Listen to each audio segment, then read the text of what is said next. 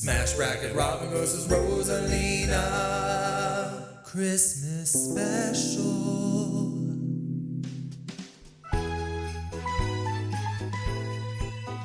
Oh, hi there. Welcome to Smash Bracket. I banked real hard on this one coming out on Christmas of 2021, so I'm a bit behind schedule, but I think we can still save this. Today we're going to be taking a look at Robin from Fire Emblem versus Rosalina from Mario. So settle in, get in the holiday spirit, grab a book, grab a Scooby-Doo mug, and let's start it off with Rosalina. Now, if you know Rosalina, you probably fall into one of two camps. You either think she's an all-powerful space goddess with the power to reset the universe, or you think she's a space mom who doesn't really do all that much. But the truth of Rosalina is somewhere in the middle. And to truly understand her power, you need to know her story. And like all great stories, it started once upon a time. Once upon a time, a young girl named Rosalina dreamed of finding her family among the stars. One day, while wandering around through a field, she spotted a rusty spaceship with a star child inside.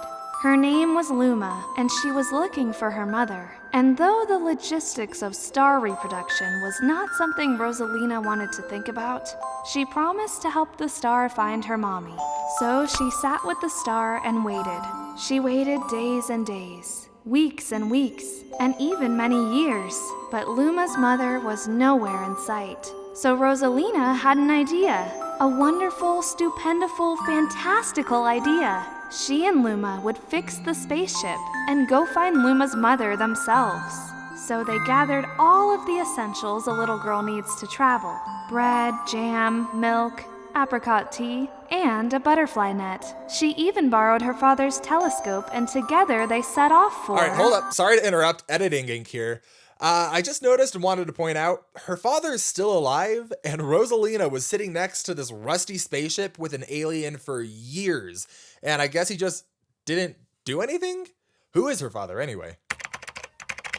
Oh, I hate that. Anyway, together they set off for the stars. But it wasn't long before they got horrendously lost. Because, of course they did. Luma was a star baby trying to fly an advanced spacecraft, and Rosalina forgot to bring water and was likely delirious from dehydration. They drifted through the cosmos until Rosalina became very, very sleepy. She slowly drifted off into a sweet fever dream of childhood trauma and dehydration. Suddenly, she woke up with a start. "Luma," she said, "even if we find your mom, I have a feeling I won't ever find my mom." Oh no! Don't cry, Rosalina! I am sure we will! I just know it! Said Luma. "No, we won't." Rosalina drooped her head. "Because she is dead and buried under a tree in our backyard." Luma did not see that one coming. In fact, it made her whole promise of finding Rosalina's mother pretty awkward for everyone. Luma had to break the tension somehow. Hey! Don't cry, Rosalina! Who even needs a mom when we can have a space house instead? So together, they built a house until a small orange planet appeared. It shot out a metric butt-ton of Lumas, and they all danced and danced around Rosalina. After they had sufficiently busted a move, they declared Rosalina their new mother. And then one of them exploded into a massive comet. Kablam! Kaboom! It turns out that the Lumas were made to explode into space objects. That would have been good back when our spaceship was broken, thought Rosalina. But she knew that in these little star children, she had finally found her family once more. And they lived happily ever after. Oh, and then she got magic powers, kicked a soccer ball into space, the Lumas exploded a black hole, and maybe reset the universe. IDK, it was ambiguous. Bada bing, bada boom, circle of life, the end. The end. You know, don't worry about that black hole explosion at the end, and don't worry about feats that make me cry or anything like that. The real black hole explosions, what really matters are the friends we make along the way. And for Rosalina, she makes that pretty literal. Her Lumas can explode and polymorph into a variety of objects like trees, small planetoids, and launch stars capable of shooting things between planets. They can also shoot projectile star bits that I guess taste like honey according to the lore, and tackle enemies to pin them in place. Rosalina's got plenty of speed herself though. She threw this bridge together at twice the speed of sound, and she can also teleport huge distances while calling down meteors. Her tennis ability, Zone Time, lets her increase her speed by a factor of 8 for a brief burst. That gives her an effective combat speed of Mach 16. Now, when we were in the middle of production, Nintendo released this, which admittedly looks really impressive. And rightly so, let's break it down. Alright, so there's a ton of things with this feat that just make no sense. Like the fact that the soccer ball planet doesn't look very big when compared to the ball, but it's also clearly big enough to have some kind of gravitational pull, and we also can't see it from the soccer stadium to really gauge distance unless it's this blue star thing, but that doesn't really match up with what we see. Luckily, we don't even need to know how big or far away this soccer planet was. All we really need to know is how fast the ball was moving when it came back, she reacted to it, and kicked it. We can see the ball break through this barrier shield right here. And by measuring the radius of the dome, we can find that she reacted to and kicked the ball when it was moving around 1.4 times the speed of sound. When the speed is applied to things she can throw, like boomerangs, fireballs, star bits, it can turn even regular objects into a lethal force. If you need more proof, just look at Mario Golf, where she can hit golf balls hard enough to do this. And if nothing else, with this throwing power, she could just pick up her enemies and chuck them into space fast enough to break the sound barrier. Now, I know what you're thinking. Ink, this is Mario. Surely she's gotta have weirder stuff than a golf ball and a boomerang. To which I would say, you are absolutely right. Here she is in a fur catsuit, eating cherries to duplicate herself and munching some mushrooms to become giant. She can also turn invincible by absorbing a starman, which isn't all that weird until you realize her entire family is now comprised of stars, so I don't know, it wigs me out at least. But now we gotta talk about their durability. For Rosalina herself, it's pretty simple. She can withstand the power of her own brick-destroying bombs, but when it comes to her barrier shield and her Lumas, things start to get complicated. Remember that clip from earlier? So this is kind of a black hole thingy, exploding on the whole Mario team and maybe resetting the universe. This is one of those feats where it's so ambiguous that you can get several different and equally legitimate and equally problematic interpretations of what's happening here. Some people view this as Rosalina and her friends surviving the entire universe exploding on them, and some people view it as Rosalina being able to reset all of reality on a whim. I think that the best approach here is going to be to describe what actually happens beat by beat and let you make your own conclusion, and then also tell you what method of interpretation I think requires the least amount of assumptions. So it starts with Bowser on top of a lava planetoid thing that turns into some kind of black hole. This thing sucks up a whole bunch of stuff and then rips up the debris inside of it. And then a bunch of Lumas tackle the black hole and turn into balls of light. By the end, we can count around 500 of these things. After that, this whole thing collapses and turns into something that looks like a hypernova, but this hypernova thing sucks a bunch more stuff into it and then explodes into light. Fade to white, and we see Mario's now inside of this blue energy tunnel that looks suspiciously like Rosalina's shield. Rosalina's there too, and she's huge, talking about dying stars and the circle of life continuing on, even if it's never quite the same. Then it fades to white again, and Mario's back at his castle from the start of the game with Bowser and Peach there. Everything looks totally normal except for a blue light far away in the sky. Rosalina's voice appears and says that all life has the essence of stars, Mario cheers, and the game ends. And that's it. Like I said, there's a few different interpretations we can use here. I think the one that requires us to make the least amount of assumptions is to measure what we actually see destroyed in the immediate area to find the destructive power of this pseudo black hole. That would show us the power that the Lumas would need to be putting out in order to counteract it. This comes in at a number big enough for each Luma to withstand and dish out a fifth of the power of every nuclear plant on Earth combined. And remember, there's 500 of these things. After the explosion, Rosalina saves Mario's team with this blue energy, and then she talks about life circling around again, like I said, and the team gets back home.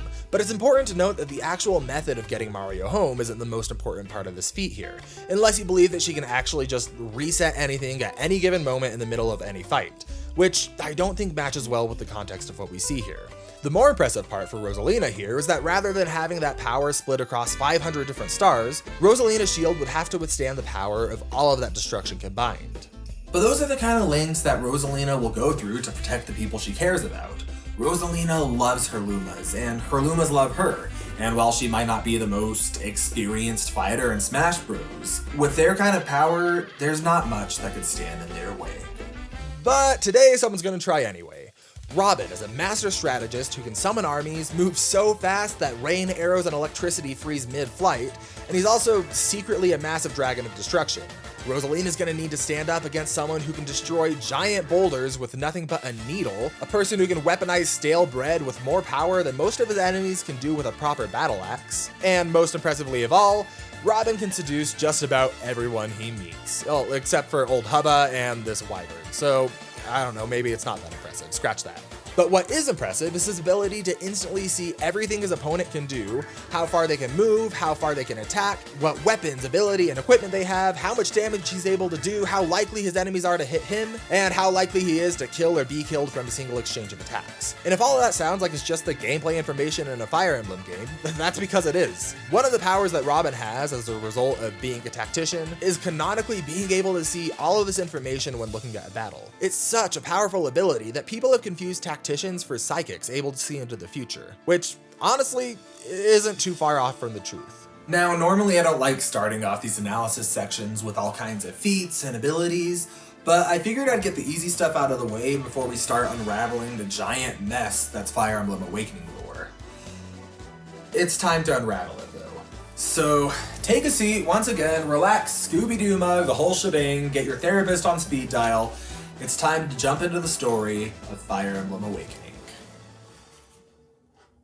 Once upon a time, a mad alchemist wanted to discover the secrets of life and death, so he did what any good scientist would do. He made a little dragon pocket monster. This thing was no bigger than the palm of his hand, but the alchemist wanted to make it bigger and badder, so he started feeding it his blood, as one does with dragons. This thing got bigger and bigger until it was the size of a continent. It even formed its own cult.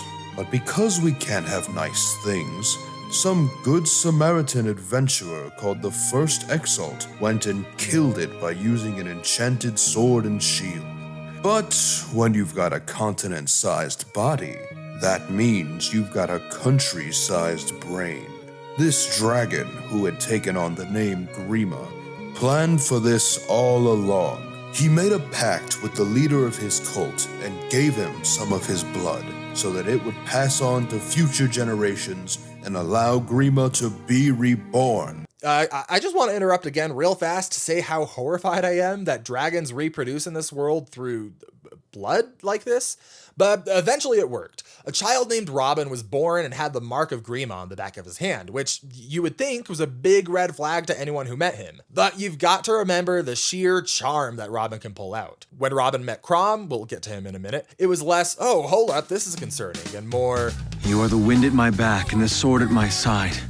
Anyway, back to the story. All you need to know for now is that Robin and Grima shared a body, but Robin was always in control and wasn't even aware of Grima's existence until his dad showed up and forced Grima to take control. After that, Grima used an avatar of his dragon body to rampage across the planet for years, until he came across a princess named Lucina who tried to stop him. Anyway, back to it.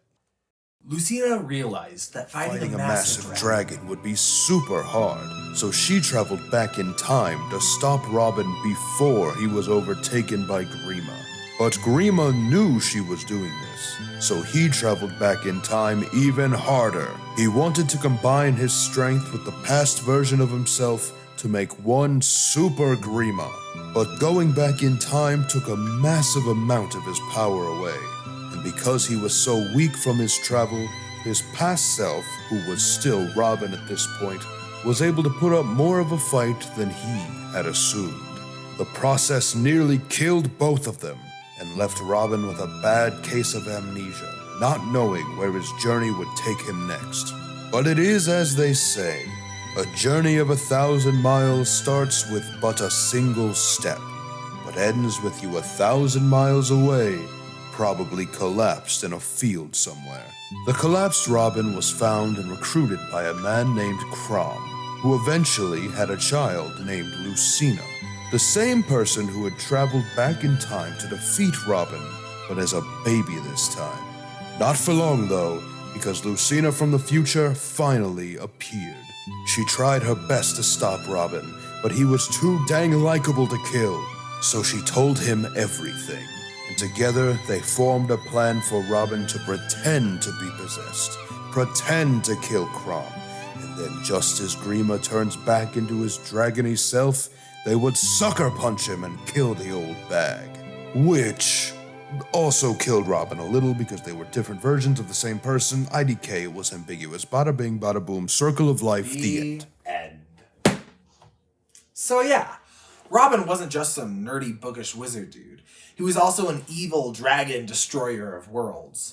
Well, worlds might be a little bit overgenerous, but as big as he was the size of a continent. Grima was so big, in fact, that even just the strength to support his own body would be the power equivalent to the combined energy every nuclear power plant in existence has produced since 1954. 56 times over. And that's just by him standing there. Even without being controlled by Grima, though, Robin was once able to tap into the same power and kill Grima in a single hit. Which is saying something, since Grima's essentially unkillable by anything in his universe except his own power. If that isn't enough, Grima can also quickly regenerate from harm, passively reduce the defense stat of anyone near him to 0, absorb the souls of people he kills to grow stronger, and he can non-lethally remove his opponents from battle in a variety of different ways. The balance between Robin and Grima is delicate. While Robin is normally in control, Grima's influence can start to seep in when he's critically injured, and it's implied that taking lethal damage would cause Grima to fully take control, not letting their shared body die without a fight. All of this is compounded with a huge number of options to pull from in a fight. Elemental magic, life-stealing magic that manifests directly on his opponent, spirit, dragon head magic, okay, swords, spears, axes, and bows with too much variety to list here one by one, so I'm gonna throw the most relevant ones in the sidebar right now. But potentially his most impressive equipment of all is a deck of cards that allows him to summon up to 20 great warriors from the past, who are just as capable as he is. His abilities also allow him to heal with Life Taker by killing enemies, heal 30% of his health every turn with Renewal, instantly kill opponents with Lethality, or use Miracle, or the Prayer Crest item, to survive an otherwise lethal attack. These two abilities, Miracle and Lethality, are two sides of the same coin as they don't actually interact with the damage output of attacks. Lethality can kill foes that are otherwise unable to be harmed, and Miracle doesn't reduce damage so much as it activates some unseen force to stabilize Robin at 1 hit point. Of course, this can always be blown through pretty quick with repeated attacks. If he does survive a strong attack though, Counter can turn that attack's power back on his opponent. Robin can learn all of these skills and more and swap between them as needed. These options would be deadly in the hands of anyone, but as I mentioned at the beginning, Robin is a master strategist with thousands of battles under his belt. Even in a world full of world-class military strategists, Robin is among the best of the best, and just by looking at his opponent, he knows everything they can do, how hard they can do it, and how they'd interact with his own abilities. All of this came together to allow him to tip the scales in his favor, challenge his fate, kill Grima, and save the world. So now that our fighters have been analyzed, it's time for their battle to be televised. So thank you for listening, but I'm leaving your sights. Merry Christmas to all, and to all a fair fight.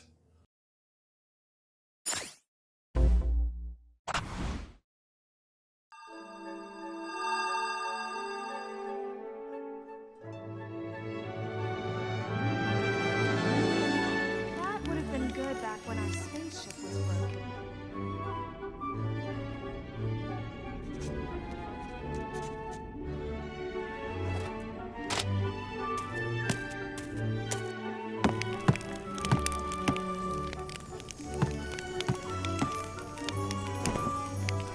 Your collection of books is remarkable.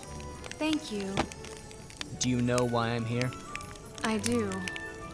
And if I must fight anyone, I am honored it is someone like yourself.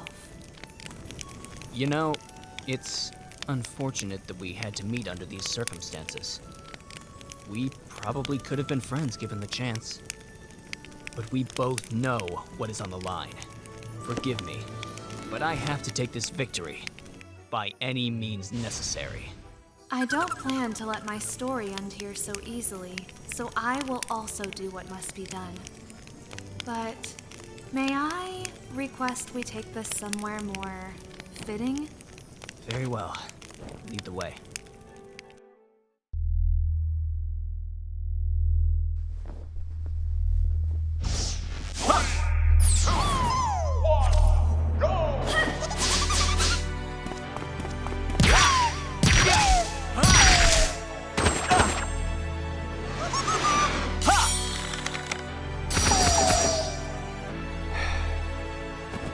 going to need more than that to gain the advantage, Rosalina. As you wish. Gotcha. Dragon Spirit! It seems in your haste to cut down my children, you lost your aim. I never have just one aim.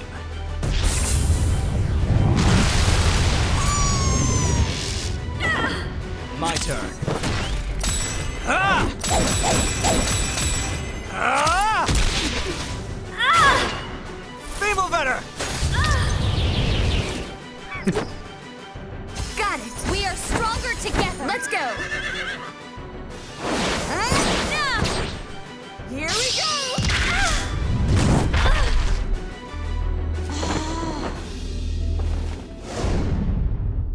I hate to break it to you, Rosalina, but I knew all of your strategies the moment I saw you. There's nothing you can do that I haven't planned for.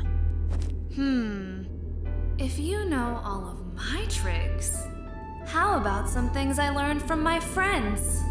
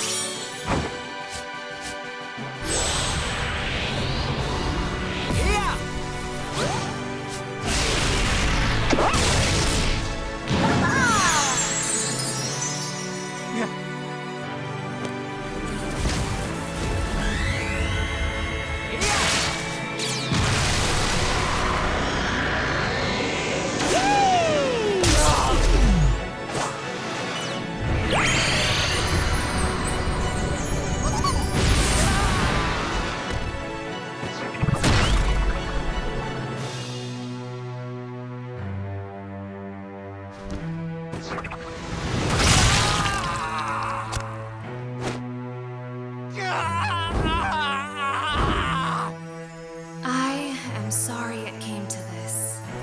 You fought well, but we have you surrounded. Surrender is your only option. I didn't want to have to do this, but your friends make me stronger too.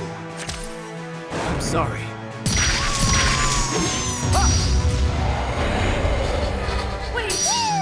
Wait, no, stop!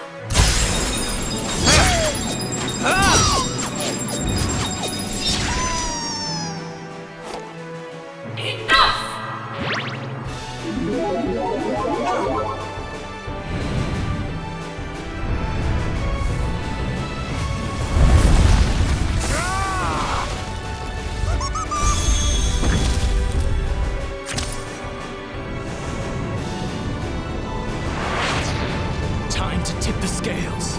Counter!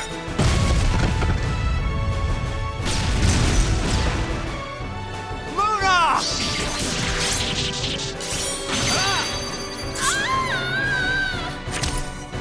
Yeah!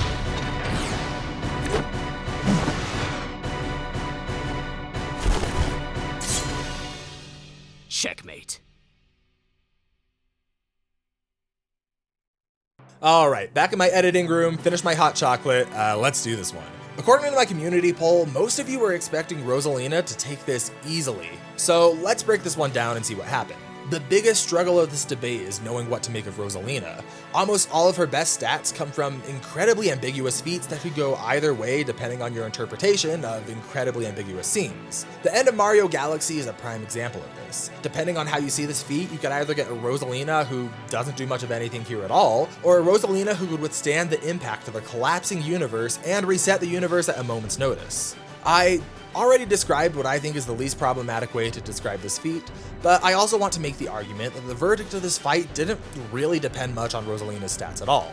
To be perfectly clear, according to our best research running numbers and searching the lore for guidance on interpreting these feats, Robin still had the advantage in basically every stat across the board, and if Green was brought into the equation, it's only more of a landslide. In spite of this though, Robin's biggest advantage here wasn't his stats, it was his strategic ability to make perfect use of his arsenal and skills. In the games, Fire Emblem characters never actually forget their huge list of skills, instead they just choose what to focus on at any given battle. But even if we were to just limit him to 5 skills like in the game, and even if we were to limit his ability of items in the game, doing something like this would still make him a formidable contender against Rosalina. Let's break this down. The skill lethality, as I mentioned, has been proved to be more than just skill or expertise, since it can work even with non-physical magic like the life-draining Nosferatu, and it can work against enemies that Robin otherwise can't damage at all. It's not so much stabbing a weak point as it is them activating some kind of force that simply kills their opponent. As I said earlier, Miracle works in a similar way, bypassing damage and sustaining health at 1 hit point, even withstanding attacks that don't really work with damage at all like lethality. In combination, these skills are so strong that building a winning strategy around them would be no issue for a tactician as skilled as Robin. The Prayer Crest item would guarantee that Robin survives at least 3 deadly attacks, and after those are out with his maximum stats, Miracle still has a 55% chance of activating with each additional attack. When he survives, Counter would be able to turn this damage back on whoever hit him. If any of the Lumas happen to die to Robin's counter, which they likely would as seeing their max strength explosion at the end of the game killed them as well, their death would be able to heal Robin back up with Life Taker, which would mean multiple attacks would be unable to pierce Robin's Miracle ability. The Brave weapons you see would guarantee Robin at least 2 hits every time he attacks, which by themselves would be a 22% chance of activating lethality and instantly winning. So already in just 1 turn, Robin is turning back any attack he takes on the Lumas, killing them instantly and healing back up regardless of speed just by standing there. And then once he does get the opportunity to attack, on the low end, he wins the fight 20% of the time with each attack. Even if we want to say that Rosalina's shield wouldn't be affected by lethality, so it would still block the attacks, Robin has attacks like Nosferatu, which form on the opponents themselves, hitting inside of the barrier. But even if Rosalina somehow got past all of this, Robin taking lethal damage would likely bring Grima into play, who, just by standing there, would drop the defenses of Rosalina and her Lumas to 0. And he'd likely still have access to all the same skills as before, only this time, Grima's special skill, Rightful God, would increase all of those percentages I just mentioned by 30%. Rosalina would somehow need to find a way to kill Grima without physically hitting him. Otherwise, Counter would kill her instantly with her reduced durability. Now, it's always possible that Rosalina could just throw Robin into space before he turns into Grima to finish him off, but with Robin's cards, he could call a warrior from the past to teleport him back to the fight. Or if worse comes to worse, Grima could take over, who can teleport. All of this is stacked on the fact that Robin is an expert strategist who knows everything his opponent can do just by looking at them, and he'd likely rush in with an optimal strategy and arsenal. Rosalina is powerful for sure, but she isn't even close to the same level of tactical experience Robin's operating at.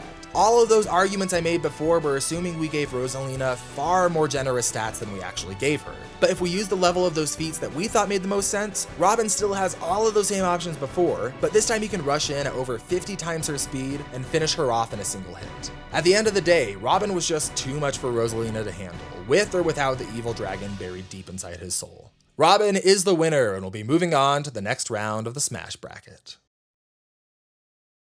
Next time on the Smash Bracket.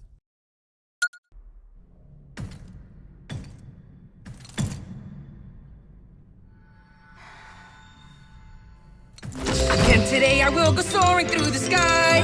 My enemies, I'll dish them up and us to fry. Gracious goddess of light, watches from up above. At dinner time, I always show the cup of love.